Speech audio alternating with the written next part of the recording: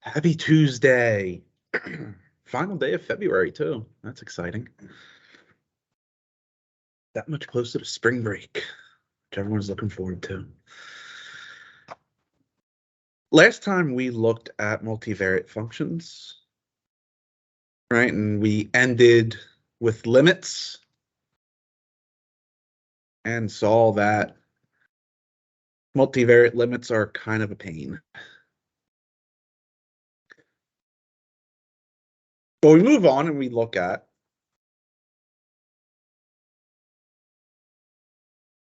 how would a multivariate function change? Calculus 1 was the study of essentially how do functions change, the rate of change, the derivative. Well, when you took a derivative, it was always with respect to the independent variable of the function, right? So you had f prime of x, right, or d dx. But now we're dealing with multivariate, so we have more than one independent variable.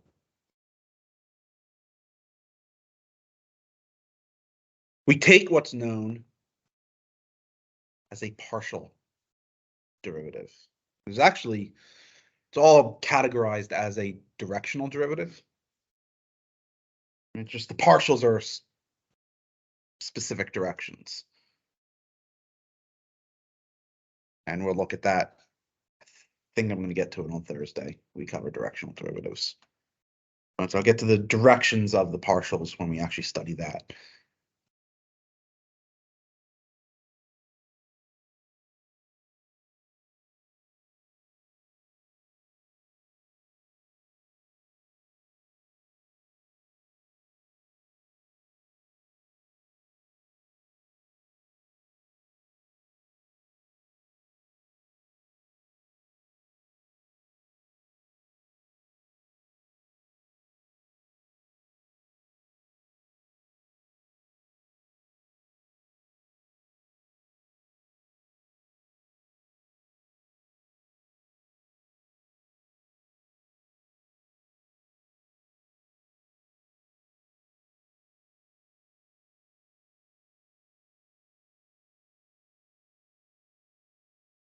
Who remembers from Calc 1 the definition of the derivative function?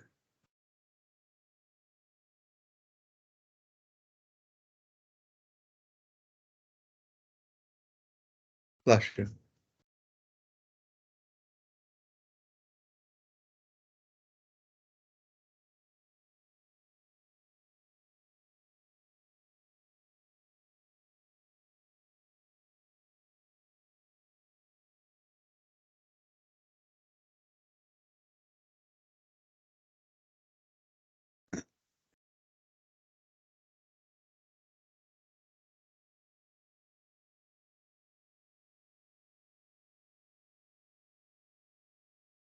Make your calc instructors very sad.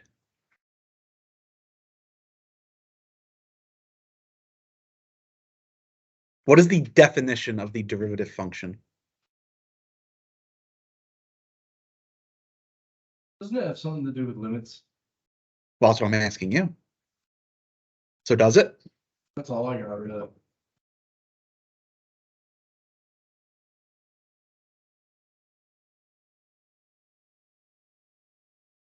Good thing none of you had me for Calc 1. You have to go back in and change your grade.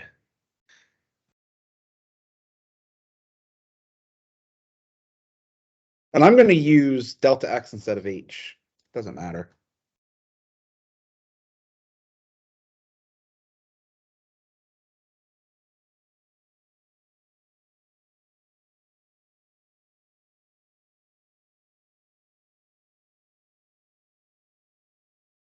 Limit of the difference quotient.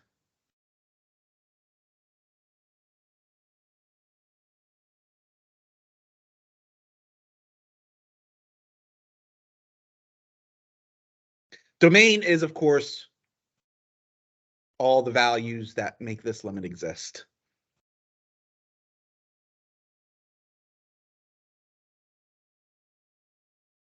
Well, that was for single variate.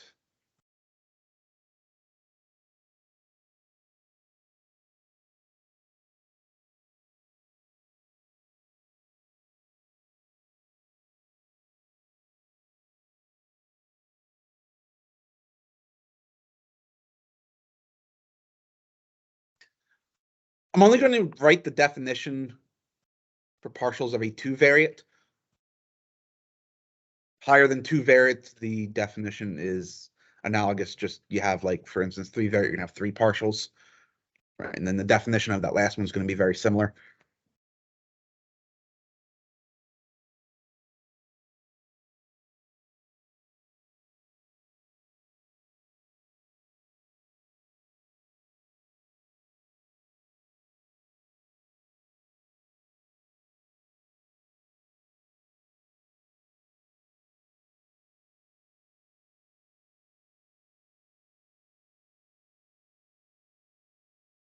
Again, I'm going to call these partial derivative functions. That's technically what they are, because a partial derivative would be a constant, just like a derivative is a constant, right? It's measuring slope.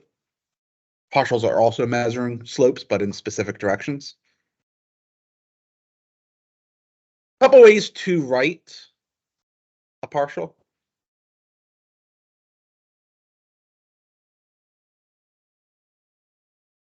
Partial f partial x.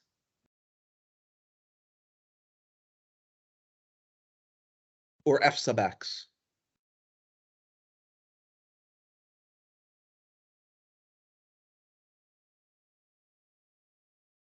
I think it's a del.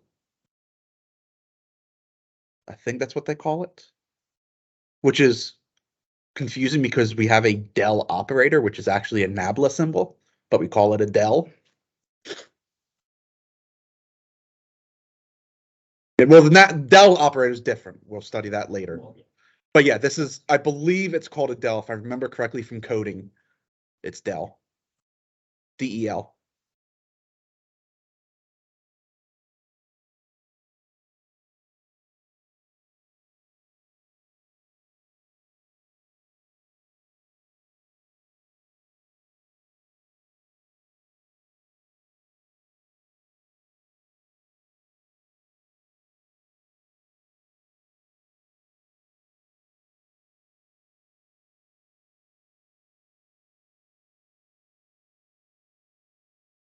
Limit as delta x approaches 0, f of x plus delta x comma y minus f of x comma y all over delta x. What this definition says is when you take the partial with respect to x, and again, it's the same definition if it's more than two variate. You just have like z, w, q, whatever, however many variables you have. What it says is x is the only thing that's changing. Every other independent variable is held constant.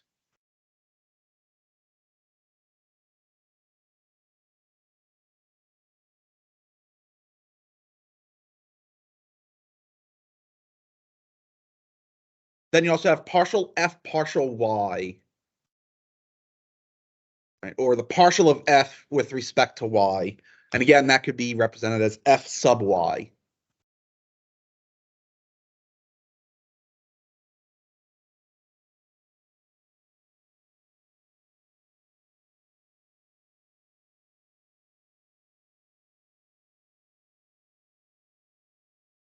It's the same definition, except now y changes.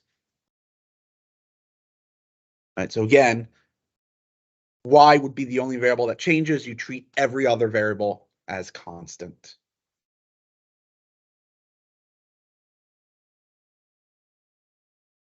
Right, and then there'd be analogous definitions if there was a third variable, z, partial partial z.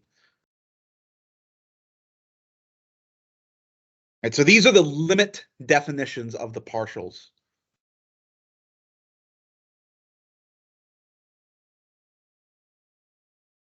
As with single variate derivatives, these definitions are great in understanding what a partial is, but they're not really practical in actually calculating a partial. Right? Calc 1, you then studied several rules, right? You had the power rule, constant multiple rule, sum difference rule, product rule, quotient rule, chain rule. All those rules Oops, all those rules are going to apply here as well.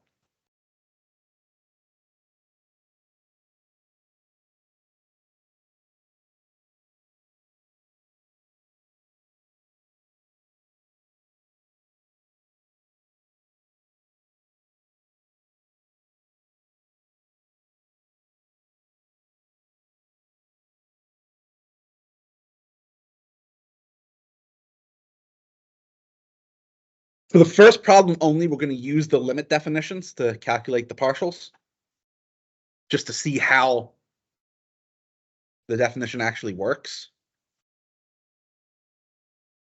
Then we will just use the shortcuts.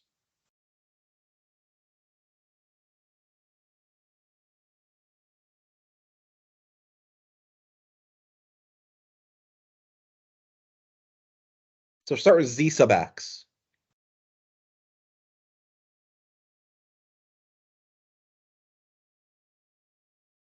Limit as delta x approaches 0.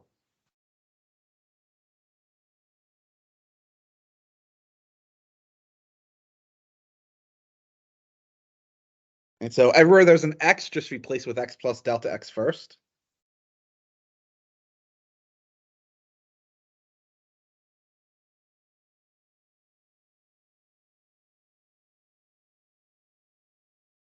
Minus, now the actual function.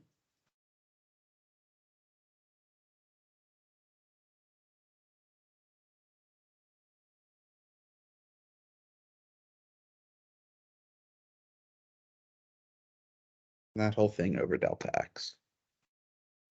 Now keep in mind, this is a single variate limit. Right? There's only one variable of the limit, delta x is approaching 0.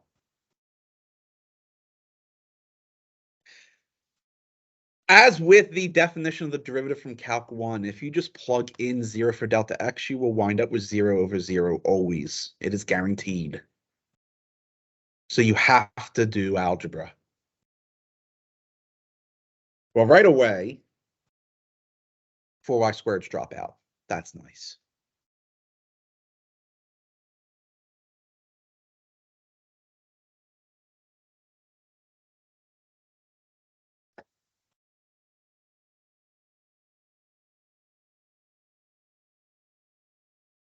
Expand out the x plus delta x squared and distribute the 2 through.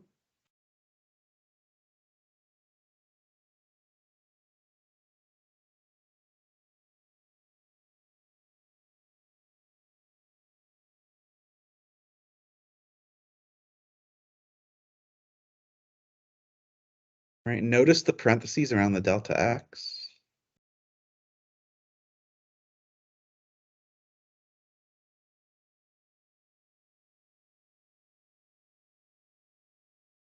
They are not the same thing. Right, the one on the left says first you find the change in x and then square it. The one on the right says you're finding the change of x squared.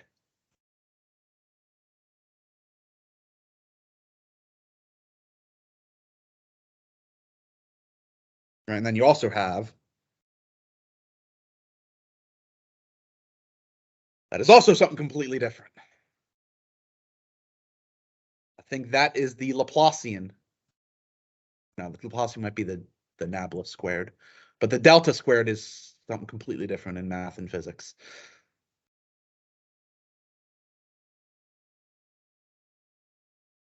So, not equal that either.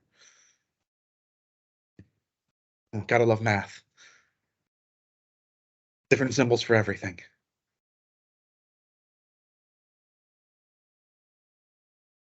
I'm going to distribute that minus 3 through.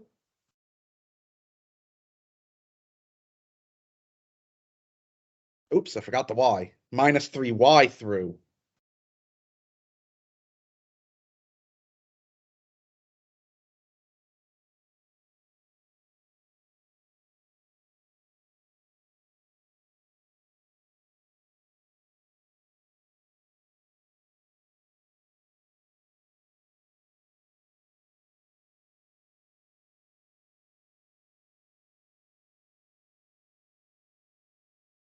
say that's. Maybe I should change that color. I think I will.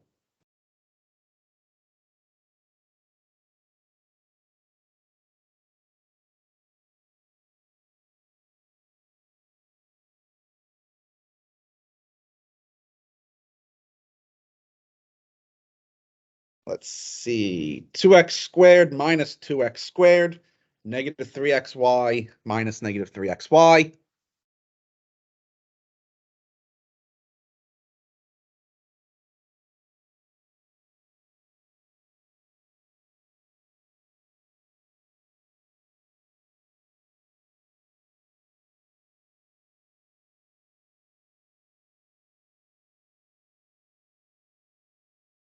All right, that's what we'd be left with. There is a delta x common in the numerator, so we can factor it and cancel it with the one in the denominator.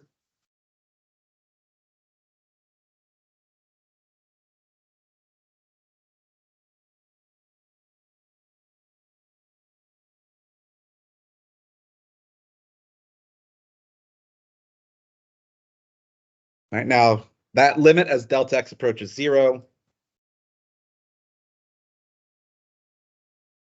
4x plus 3y.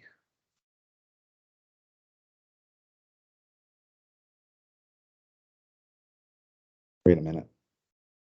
Minus. Why did I get plus? 4x minus 3y.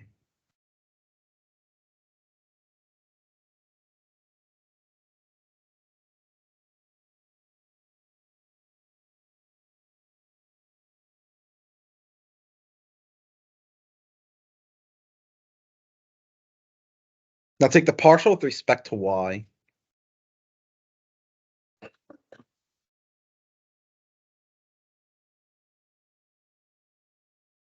right, limit delta y approaches 0. Now we're going to replace y with y plus delta y.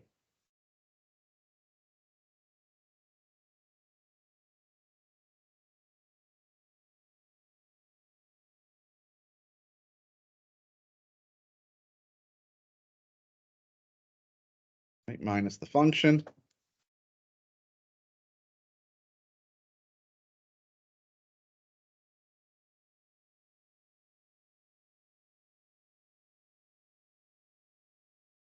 All divided by delta y.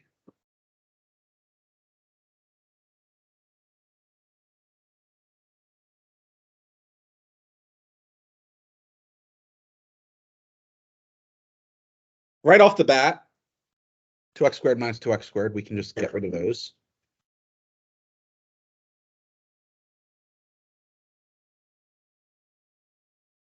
Distribute that negative 3x through.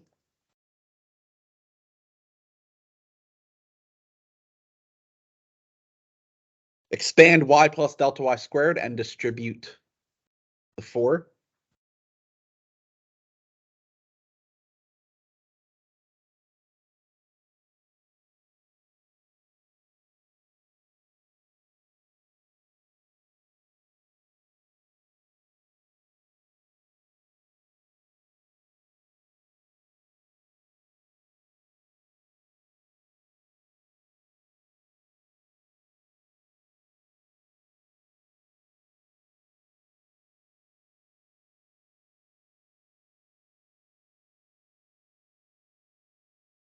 Flushes.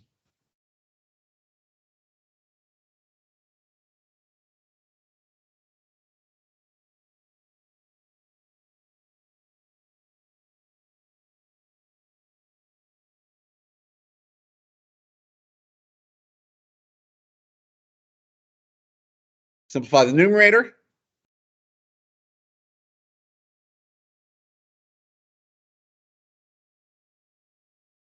All right, there's a delta y common in the numerator, so factor it out. That'll cancel with the delta y in the denominator.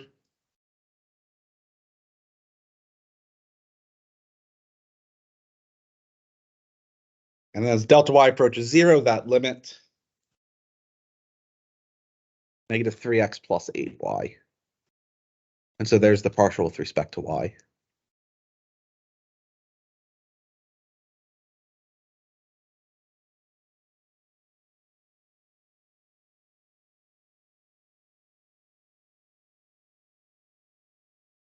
This definition works great for polynomials. Rather tedious if the degree of the polynomial is high. Like if you have like a x to the 7th in there. Expanding out x plus delta x to the 7th power is tedious. It's doable, but tedious. But now when you start looking at like exponential functions and trig functions and logarithmics, now the definition just becomes unbearable.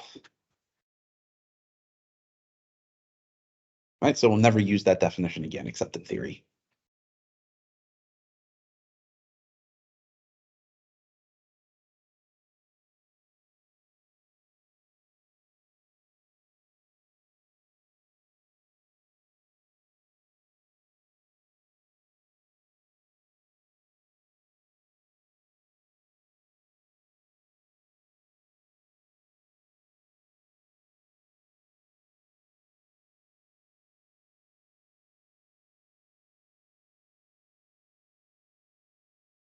Can you go back for a second? Can I? Yes. Thank you. How far? Day. Thank you very much.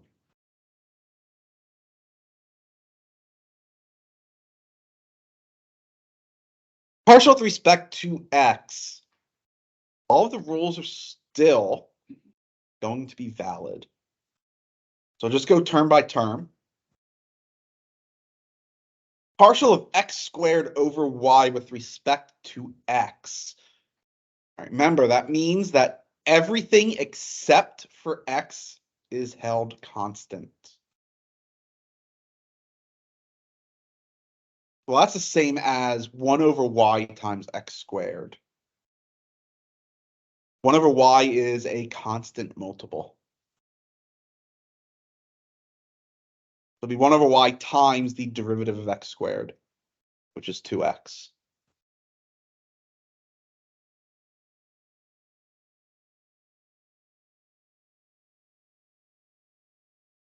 That first partial is 2x over y.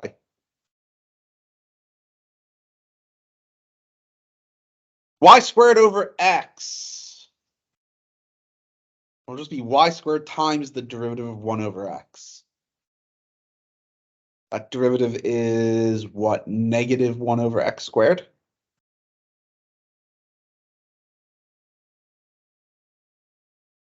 That is your partial with respect to x.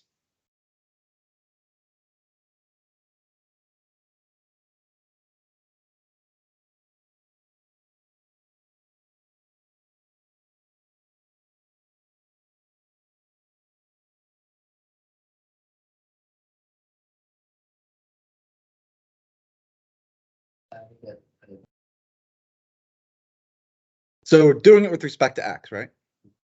Means y is going to be treated as a constant. So look at the first term.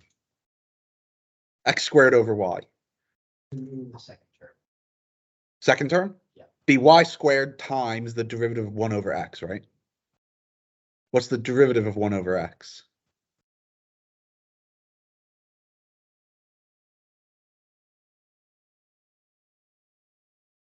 Power rule. Negative 1 over x squared. Right, 1 over x is a power of x to the minus 1. Right, remember power rule? Bring the negative 1 out in front, then it's negative 1 minus 1, which is minus 2. See that? Then, of course, the y squared is just a constant, so multiply that result by y squared.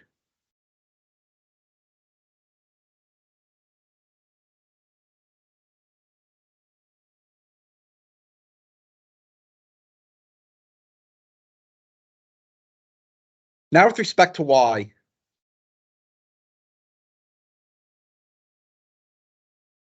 well, now we're treating x as a constant. So derivative of x squared over y with respect to y.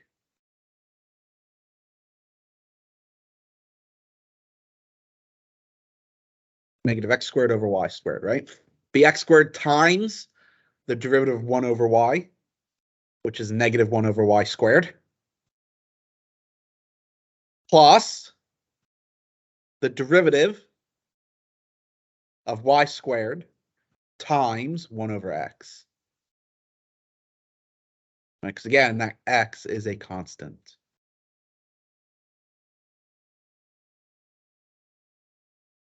And so there would be your partial with respect to y.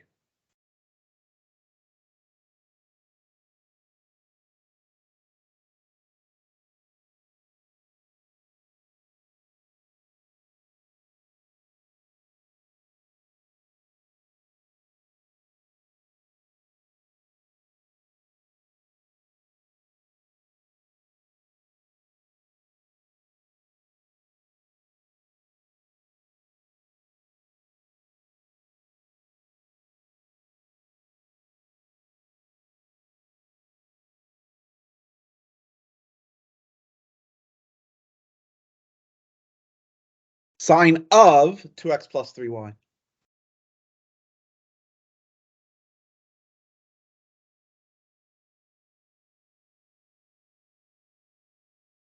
First, with respect to x.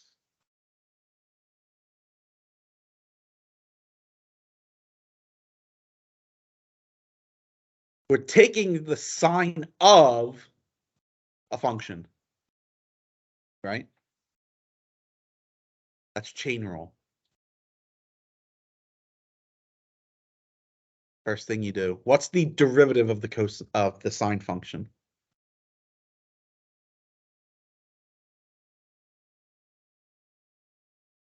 What is it? It's cosine function. Now you move inside. What's the derivative of the inside with respect to x?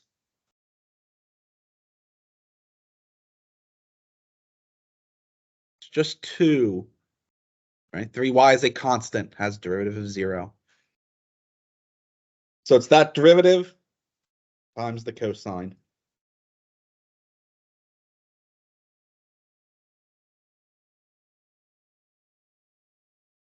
There's your partial with respect to x.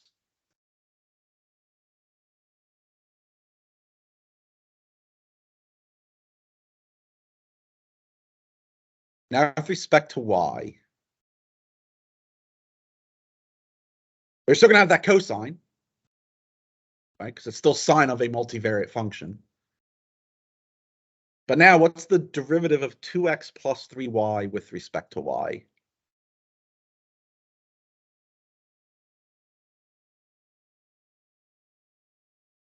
Just 3.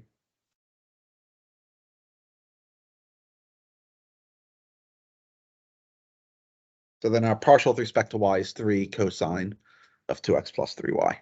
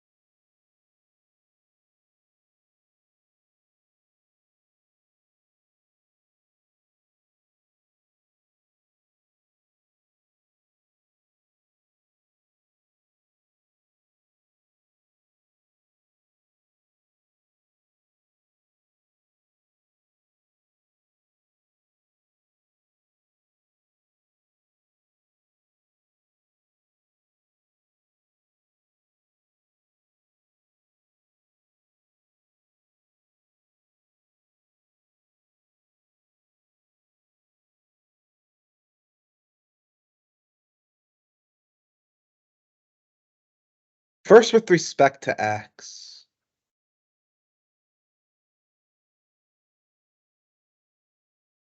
sum of functions, so this is going to be a sum rule.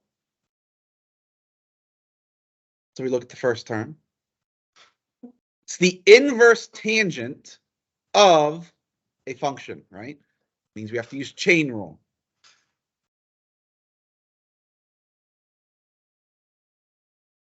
What's the derivative with respect to x of x squared times y?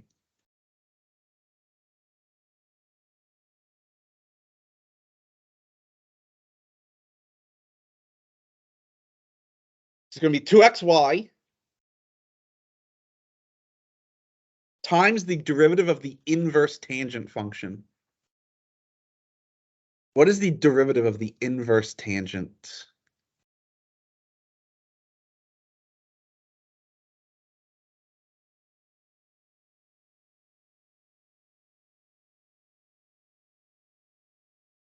Right, 1 over x squared plus 1 and 1 over 1 plus x squared.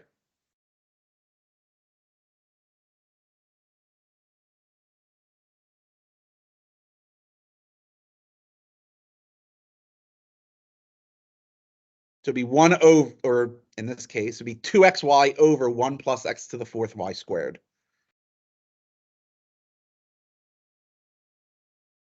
Right, so that's the first term.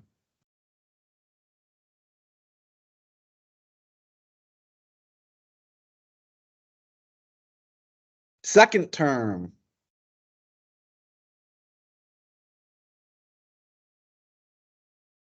Derivative of xy squared with respect to x is what?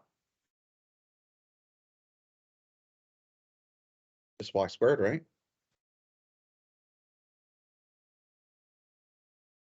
That'd be 1 or over 1 plus x squared y to the fourth. There's our partial with respect to x.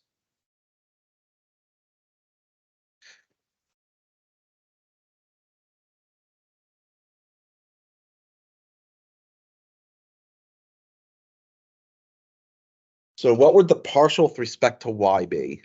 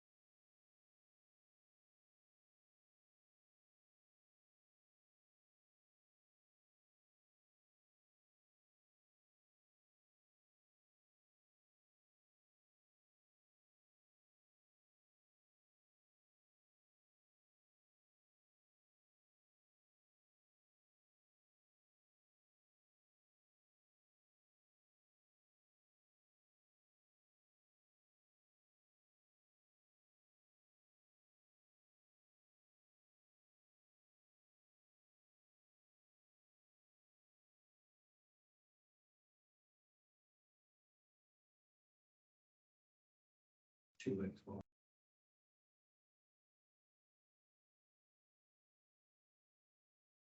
So what'd you say it was? First term? X to the fourth like that. Plus 2xy over plus x to the fourth like that.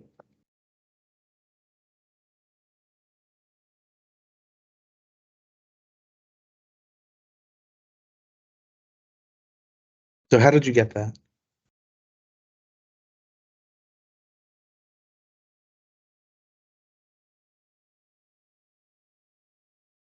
First term, the x squared is just a constant, so the derivative of y is 1. So it should be x squared then. Agree with that?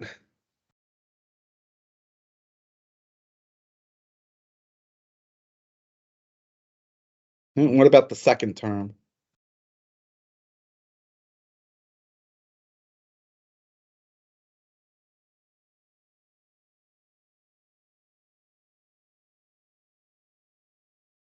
Right. So I agree with that.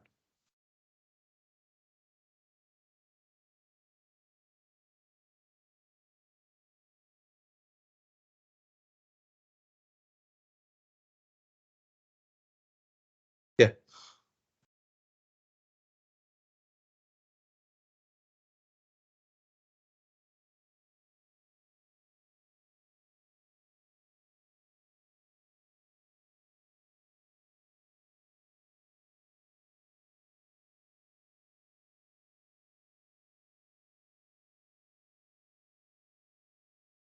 That'd be your partial with respect to y. See that?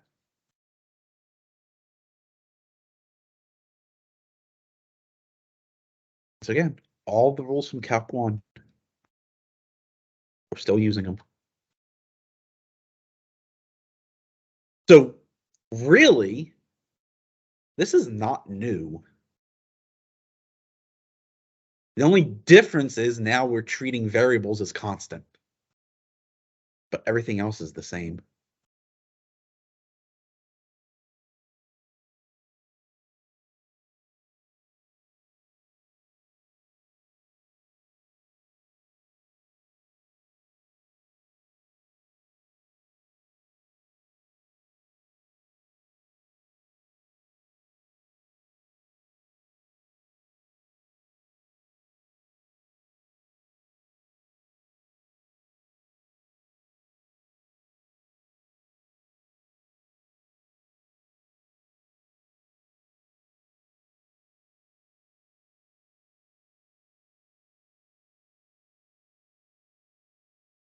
So the derivative of e to the u, at least it's a catchy tune.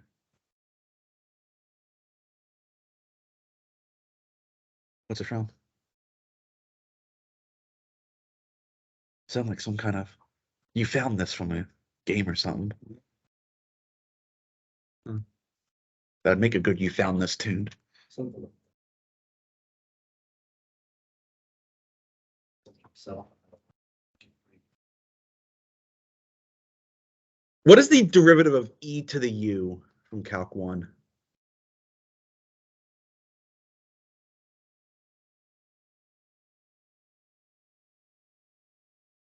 Right, so u prime e to the u. We're doing it with respect to x. What is the derivative of the power with respect to x?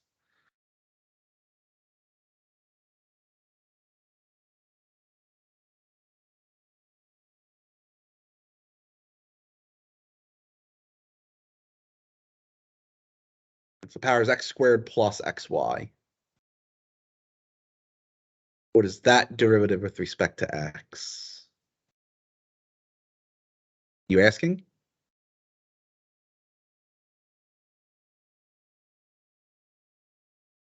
So be that derivative, then times e to the same power. There's your partial with respect to x.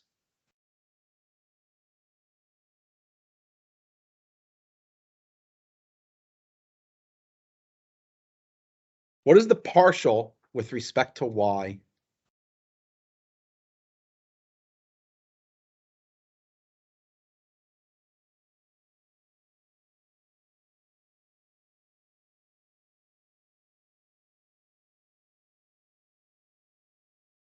There's your partial with respect to y. See that? Easy, right?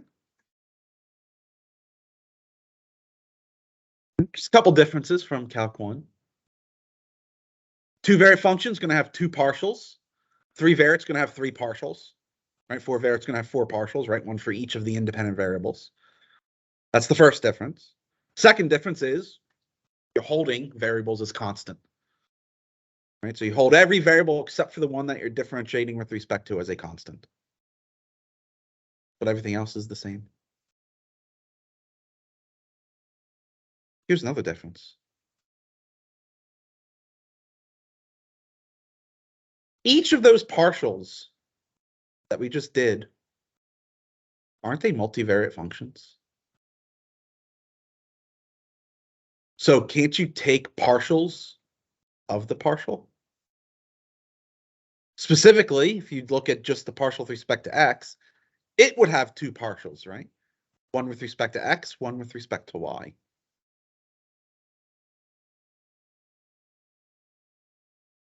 The partial with respect to y would also have two partials, right?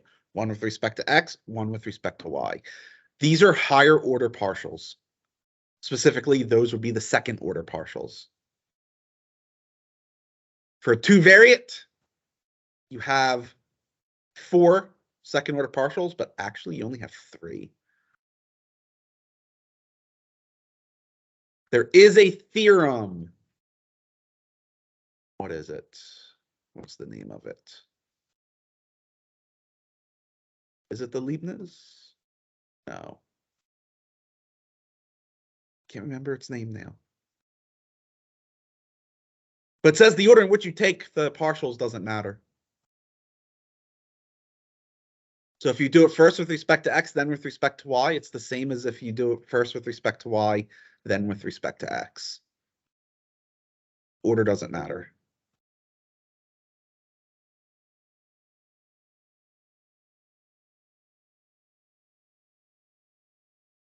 Oh, by the way, each of those second order partials also each have two partials.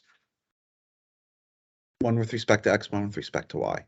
Right, so you'd have 8 third order partials, but not 8 unique third order partials.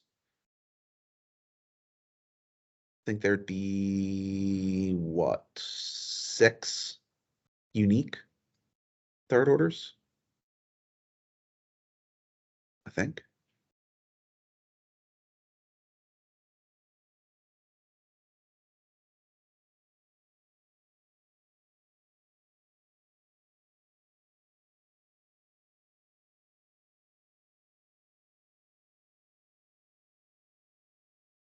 If we're looking at a 3-variate function, how many second order partials are there?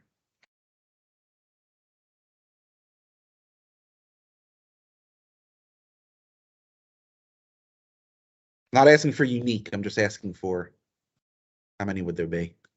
There'd be 9. How many third order? 27.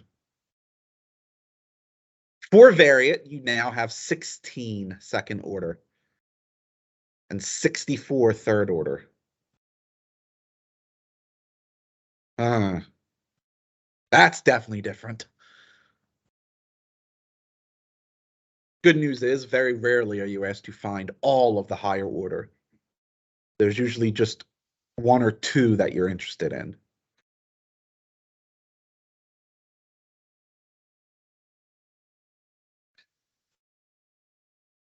This is where notation now matters.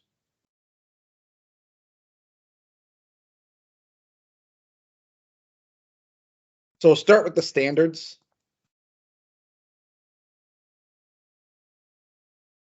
If you take the second order partials with respect to the same variable each time, then the notation is what you would expect it to be.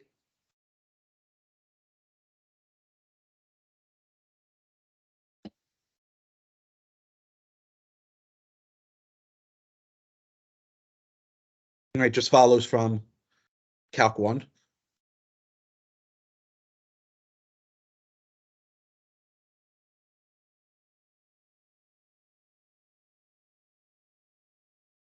If instead you do it first with respect to x, then with respect to y,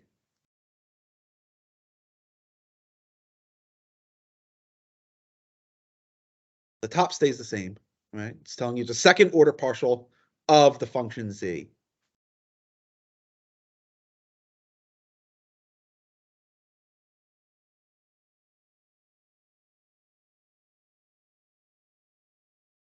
See? See. The bottom is written in the reverse order.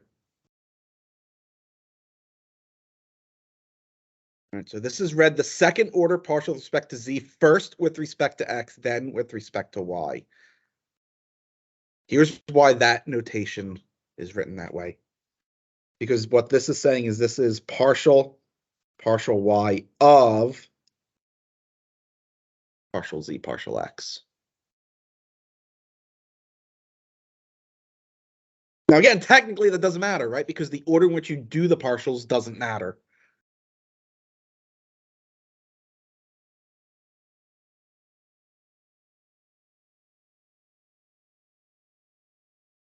Right, then obviously z first with respect to y, then with respect to x would be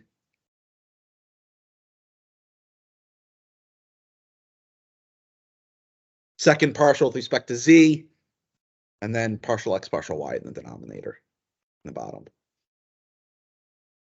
Using subscript notation, the order is written left to right. If you use the Leibniz notation, the order is written right to left.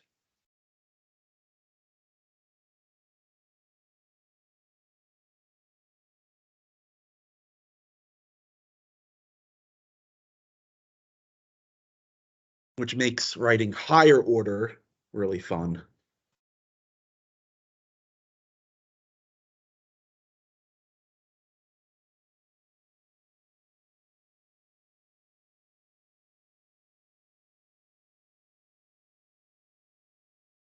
All right, subscript notation, fairly straightforward.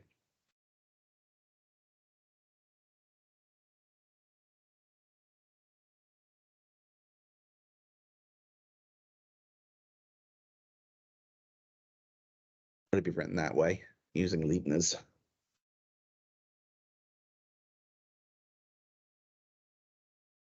Oh, no, I did that backwards. Aha, see? Oopsies. That's there. The x squared's there.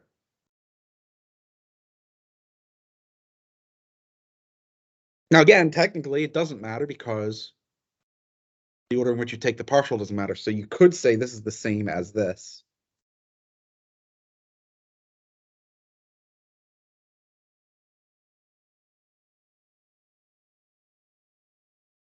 Might have to be, there are only like 6 distinct ones. Sometimes they're Right, because I'm just going to go with the second order because CXY and CYX are the same. They will give you the exact same because the order in which you take the partials doesn't matter.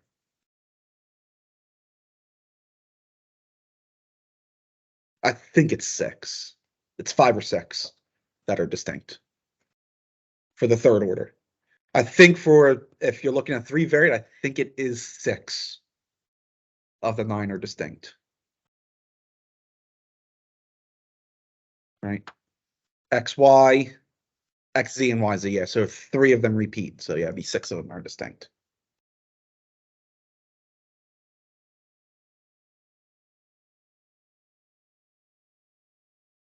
I mean, you should probably look at the problem if you're asked for a higher order partial. And think of, okay, what's the most convenient order to do this? Right, because you could, let's say it's like a long function, you have like 5 terms in the function. And you ask for like a 5th order partial or whatever. If you do it with respect to one variable first, you might be able to eliminate 3 of the terms immediately. Right, 3 of the terms, for instance, let's say it's W. 3 of the terms might not even be functions of W. Their derivative is automatically 0. So why not do that first?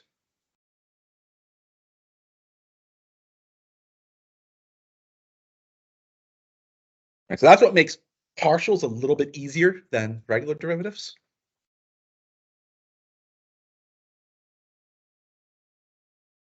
But it's all still very simple.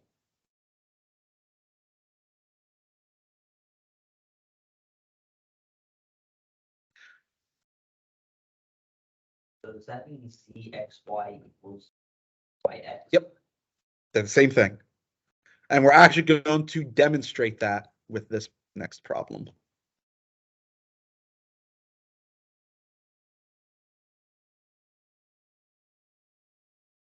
Find all second order partials.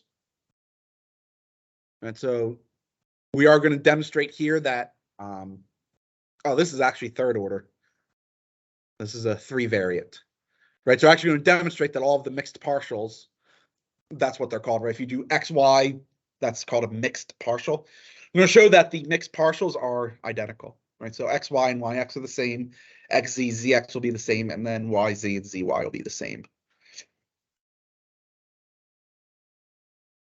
Now, this problem, when I took it from the source, originally wanted every third order. Yeah, I was not doing 27 partials. Actually, it'd be more than 27 because I have to calculate all the first and then all the second. So that right there is what? 12 plus 27. There'd be 39 total partials we'd have to take. Yeah, that wasn't happening. Doing 12 is bad enough. Maybe on a test, I'll make you do all of like the 5th order partials of like a 5 variant or something.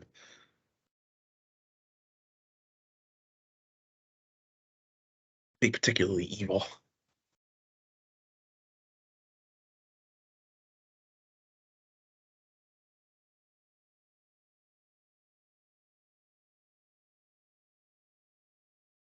Let's start with the first order. So start with x.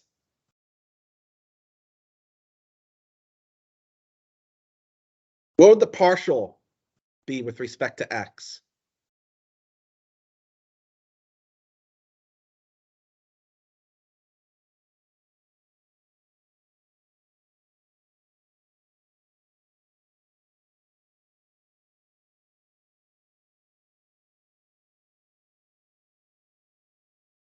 Why do you say 0?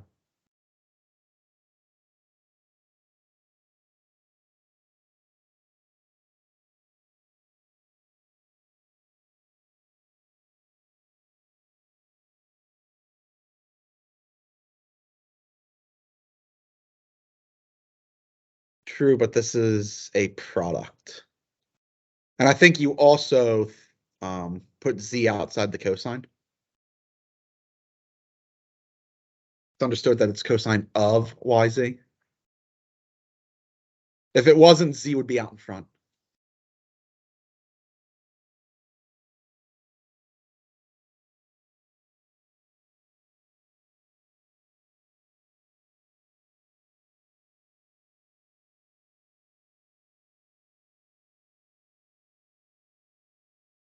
And so remember, every variable except for x is treated as a constant. What's the cosine of a constant?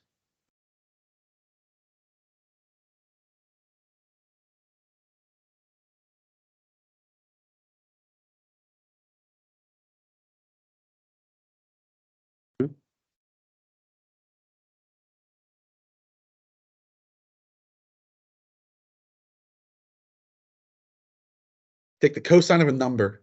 What do you get? A number, right? Cosine of yz is itself constant. Treated as a constant multiple then. So what's the derivative of x? So it's 1 times that constant.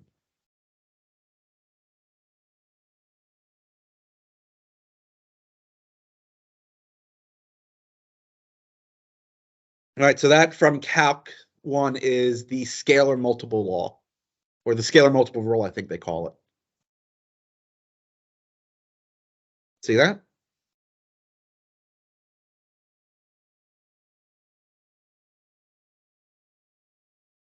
Now with respect to y,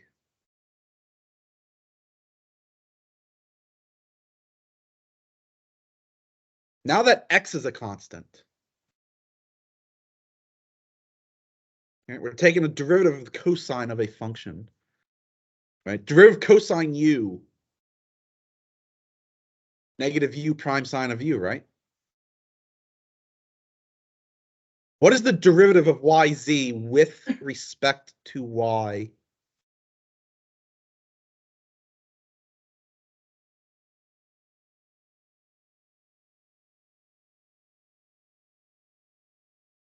Just z.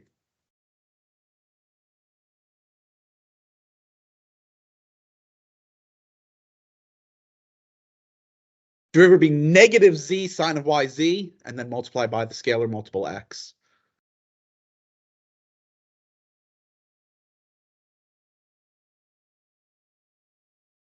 With respect to z, what is our derivative?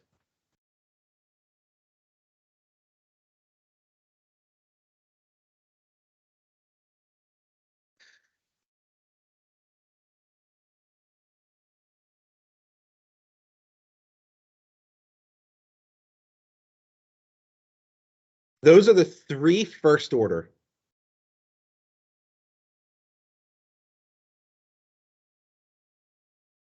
Now we need to calculate the 9 second order. Each of the first orders will itself have 3 partials. So I'm just going to start with the partial with respect to x and calculate those 3.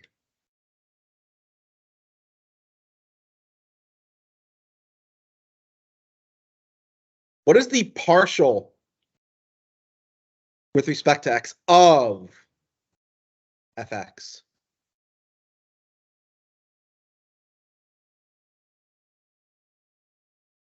Just 0, isn't it? There's no x. Cosine of yz is a constant.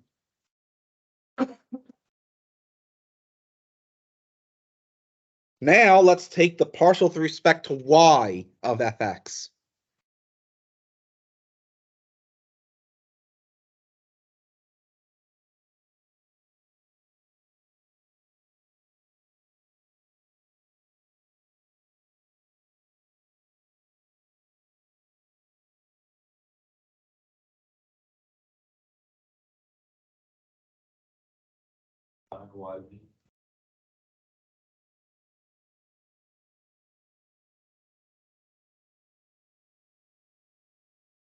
Do you see why it's negative z sine of yz?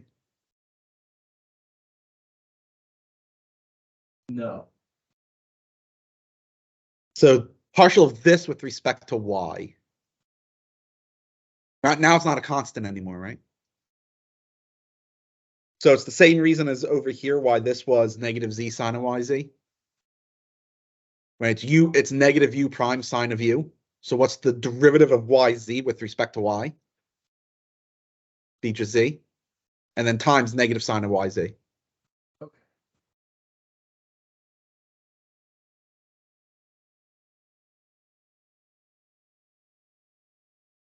Now we take the partial with respect to z of fx, which is what?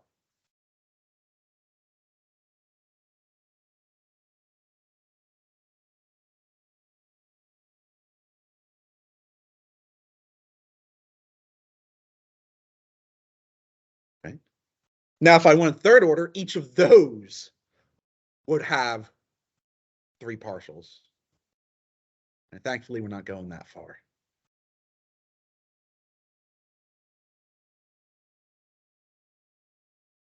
So let's say there's everything with respect to x first.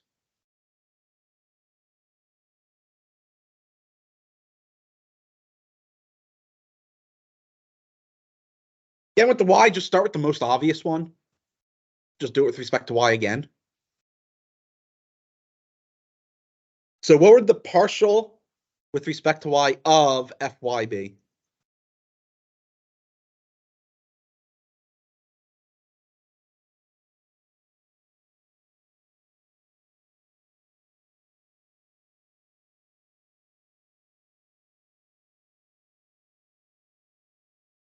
Close.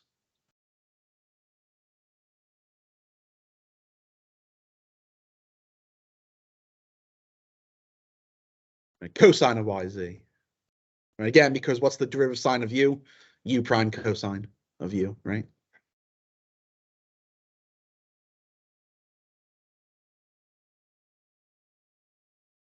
Take the partial with respect to x of fy, and what do we get?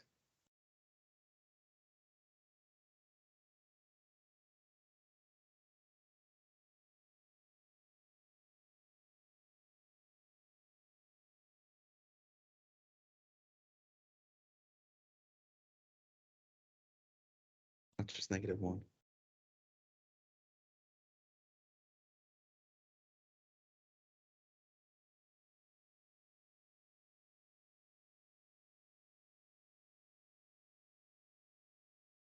Do you see why?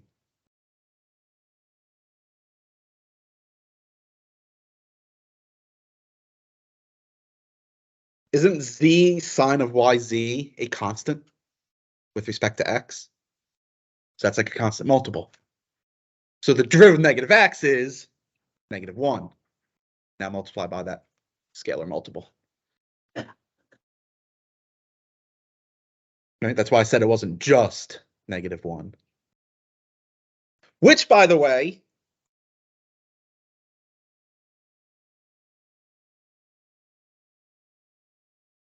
matches fxy as expected. So those mixed orders being equal are now verified. Notice I said verified, not proven. Right? It's just verified for this function. fact, I'm going to make that box smaller.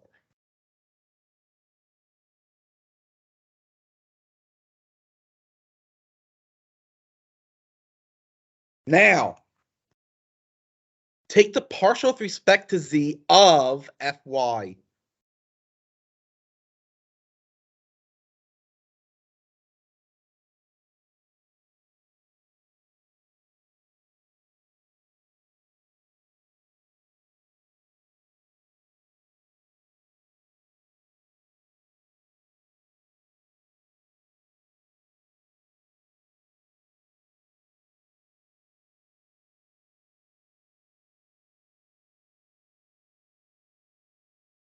Flinch, I thought you were going to raise your hand. Getting excited.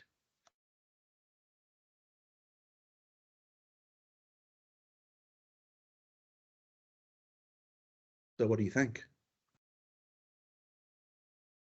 X sine y z minus x y z cosine y z.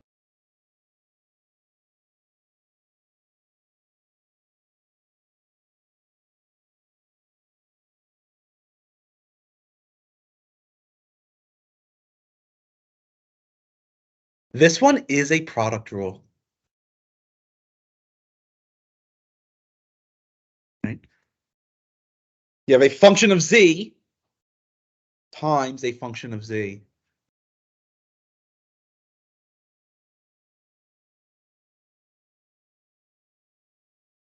Do not forget product and quotient rules. That is one of the most common mistakes of partial derivatives.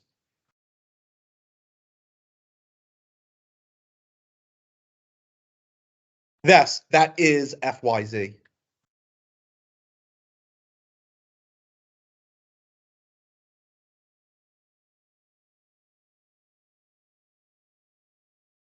then through the power of technology, I can just move that and said, oh, I knew how much space I needed right off the bat.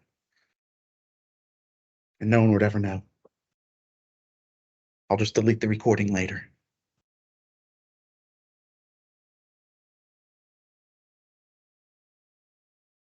And of course, again, through the power of technology, I have a notebook page that has infinite dimensions, which is really nice. All right, so there they are, the 3 second order partials with respect to y first. Now I'll just play the same game where we do z first. Maybe. I only have a minute left if I'm going to give you 10 minutes for the quiz.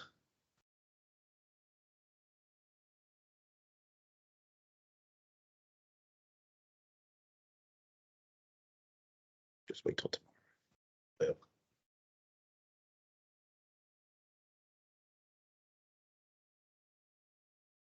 So again, why not just start with the most obvious second order partial? Do it with respect to z again. What do you get?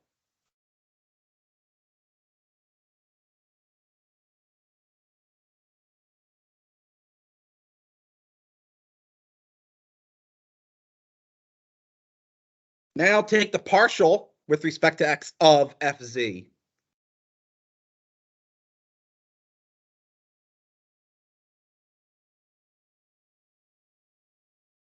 What do you get?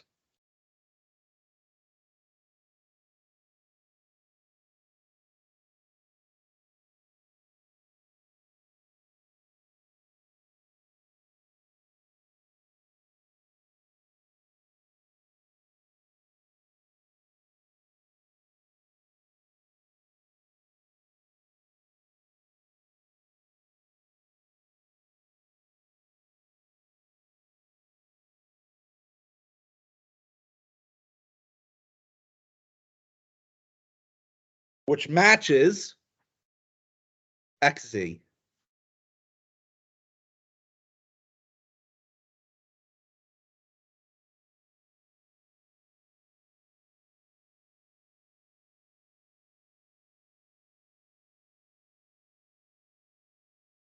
Now take the partial with respect to y of fz.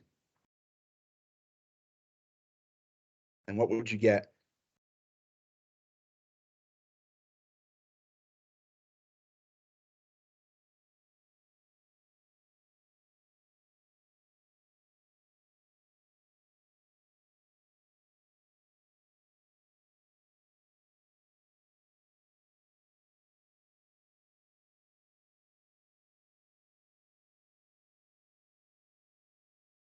sine YZ minus X sine YZ.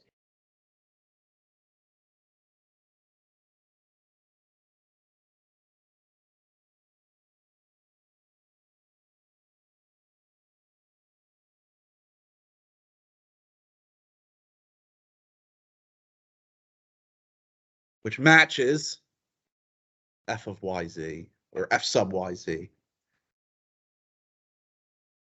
So the theorem has been verified for this function. In fact, it is true for all functions and every order of partials. Right, so the order does not matter.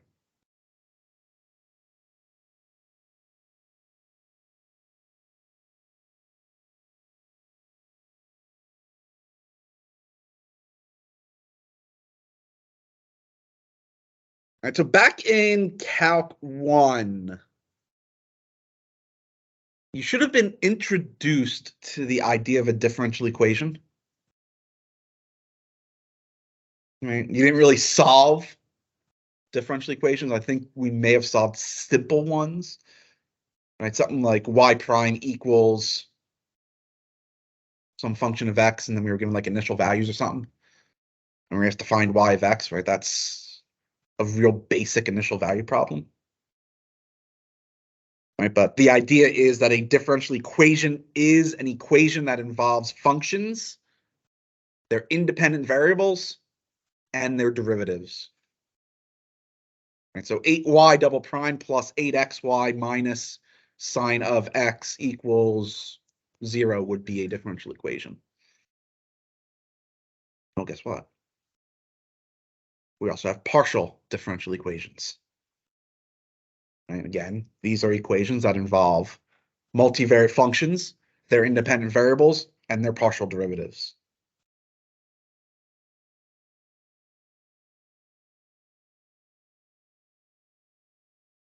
They're not so simple to solve. So we will not be looking at how to solve a partial differential equation. Again, there are some real basic ones that we can solve, but for the most part, we're not going to look at them. But what we can do is verify given solutions. Right? A solution to a differential equation is a function that, when plugged into the differential equation, satisfies it. Right? Well, same thing with a partial differential equation.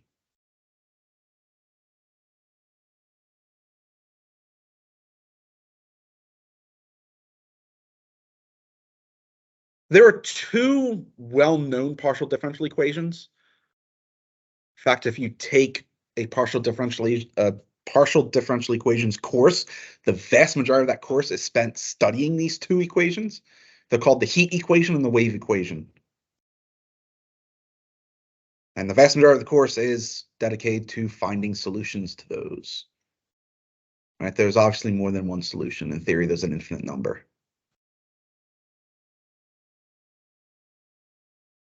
Another one is called Laplace's equation.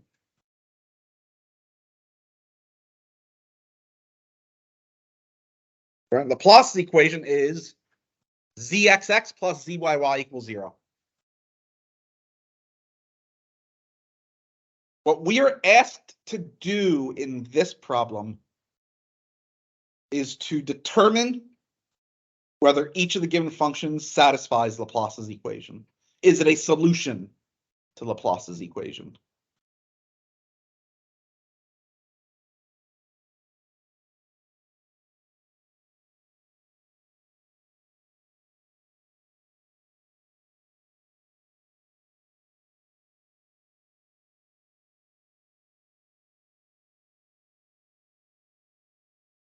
Well, there's only two second order partials that we're interested in then, right?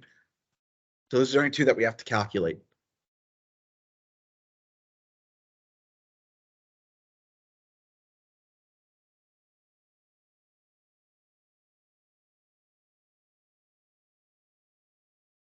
Well, we're going to need zx first, and then we're going to need zy, so why not calculate those first? What is zx?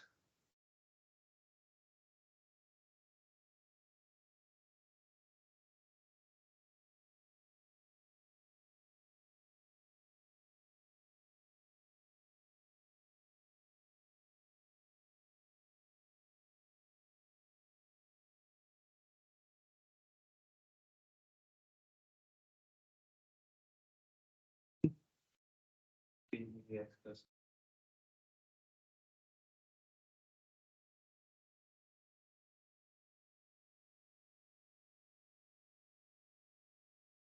Oops, I don't know why I did an equals. I don't know why I'm doing B. I want Z sub Y.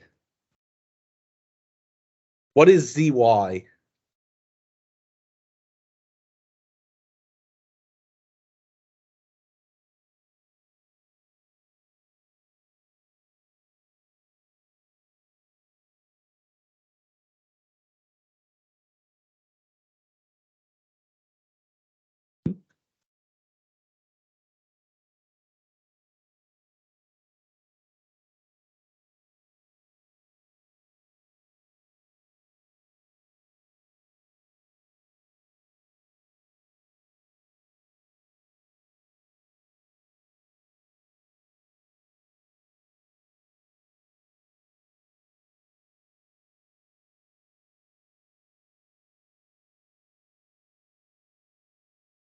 Okay, Sean, what?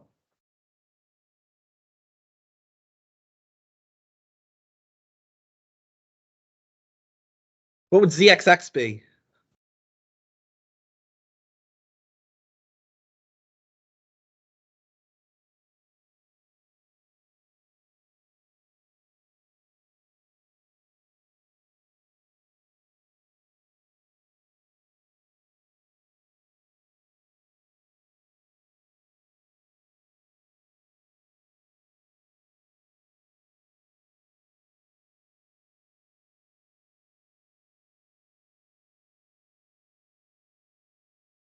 What about ZYY?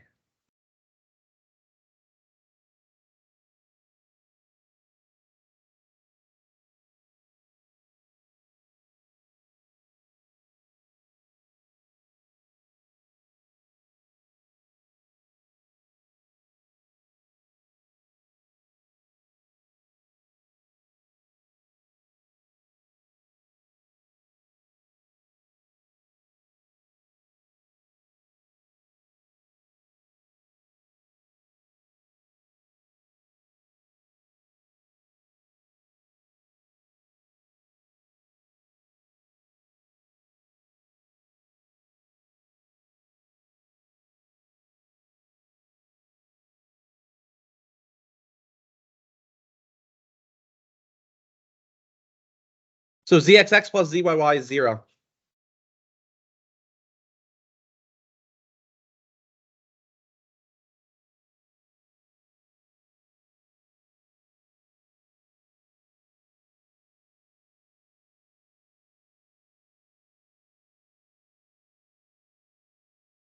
E to the x cosine y is a solution of Laplace's equation.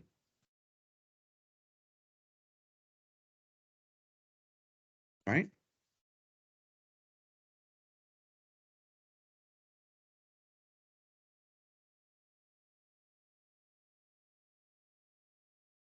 And we were picked up there on Thursday.